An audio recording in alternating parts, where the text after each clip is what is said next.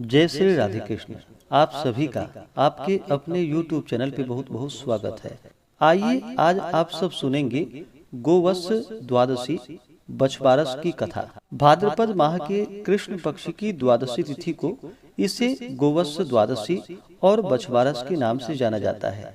आप सभी भक्तों को गोवत्स द्वादशी बछवारस की ढेर सारी शुभकामनाएं।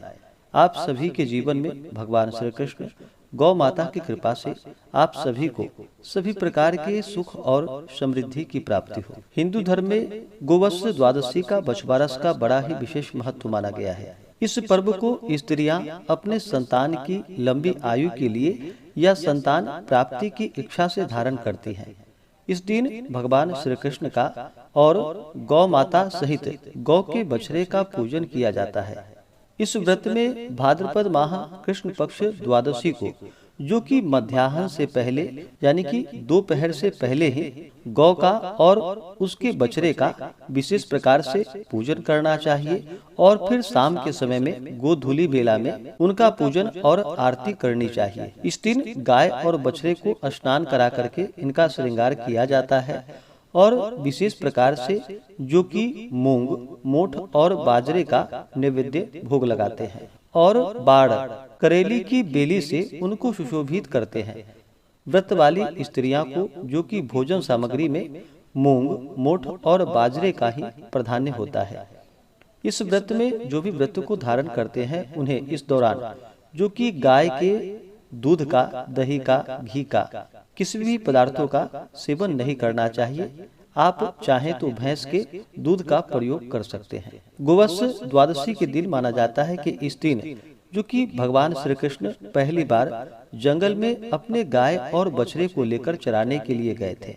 माता यशोदा ने ब्राह्मणों से पूजा पाठ व हवन आदि कराकर और गाय बछड़ों को सजाकर जंगल भेजा था। इस प्रकार से इस दिन गौ और गौ के बछड़े का पूजन करने से भगवान श्री कृष्ण का भी आशीर्वाद प्राप्त होता है। हिंदू धर्म में गौ का बड़ा ही विशेष महत्व माना गया है। गौ माता में जो कि सभी देवताओं का वास माना गया है।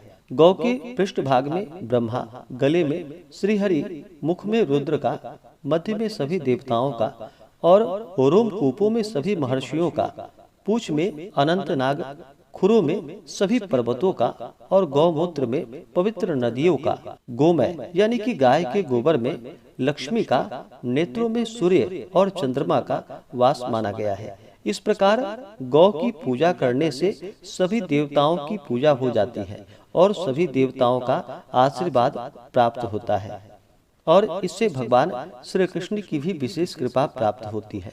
तो आइए सुनते हैं गोवत्स द्वादशी बछवारस की, जो कि आप दो कथा का श्रवण करेंगे।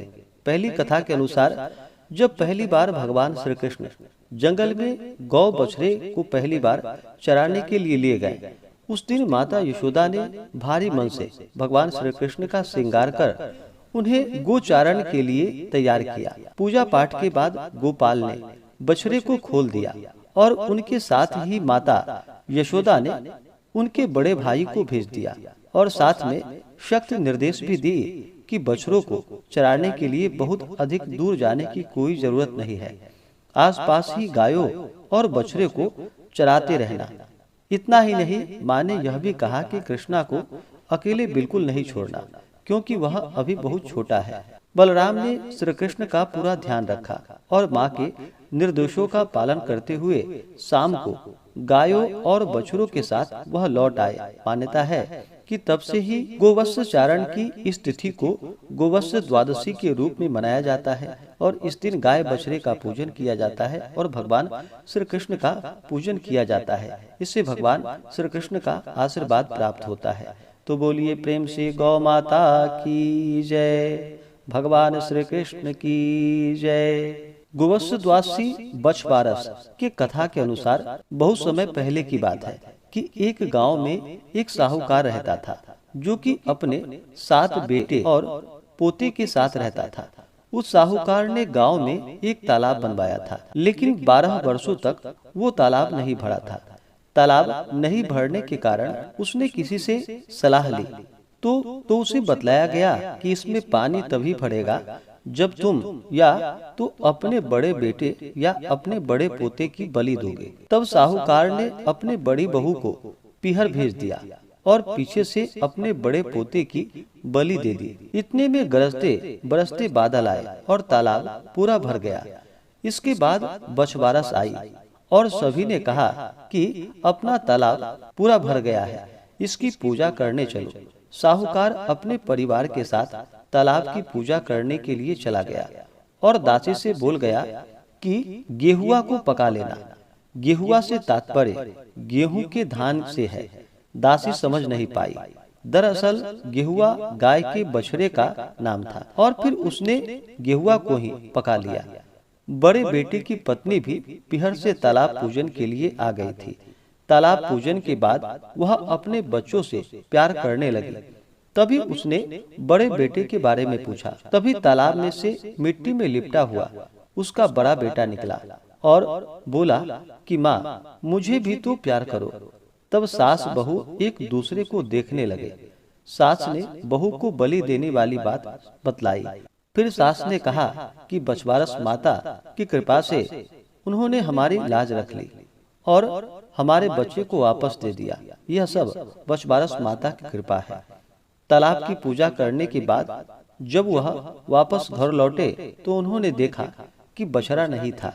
साहूकार ने अपनी दासी से पूछा कि बछड़ा कहाँ है, तो दासी ने कहा कि आपने ही तो उसे पकाने के लिए कहा था। साहूकार ने कहा कि एक पाप से तो अभी उबरा हूँ, तुमने दूसरा पाप कर डाला।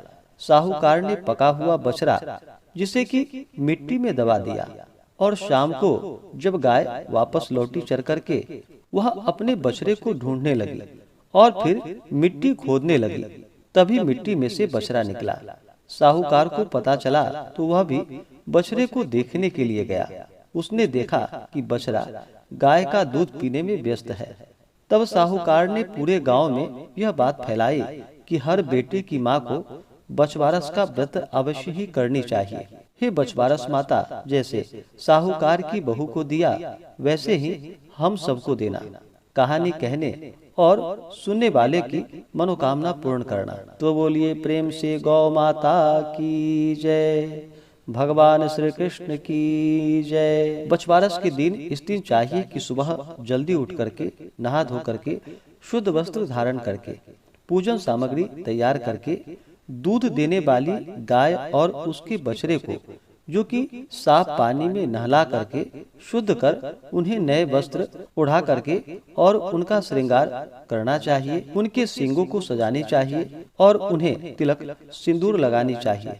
चावल के स्थान पर बाजरा लगाएं। गाय और बछड़े को भींगे हुए अंकुरित चने, मूंग, मोठ, बाजरे, मटर, चने के बिरवे, जौ की रोटी आदि खिलाए। गौ माता के पैरों की धूल से खुद को तिलक लगाए और फिर इस दिन कुएं का भी पूजन करने का विधान है। कुएं के प्रतीक के तौर पर घरों के बाहर जो कि गोबर से घेरा बना करके उसमें पानी भरकर पूजन किया जाता है।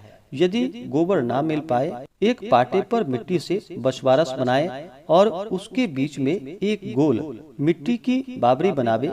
फिर उसको थोड़ा दूध, दही, पानी से भर देवे। फिर सभी चीजें चढ़ा करके पूजा करे। इसके बाद तालाब बनावे और फिर उसका पूरे विधि विधान के साथ पूजन करे, नैवेद्य आदि अर्पित करे। इस प्रकार गाय और बछड़े की पूजा करने के बाद महिलाएं अपने पुत्र को तिलक लगाकर उसे लड्डू खिलाने के बाद नारियल देकर उनकी लंबी उम्र और सकुशलता की कामना करते हुए आशीर्वाद प्रदान करे।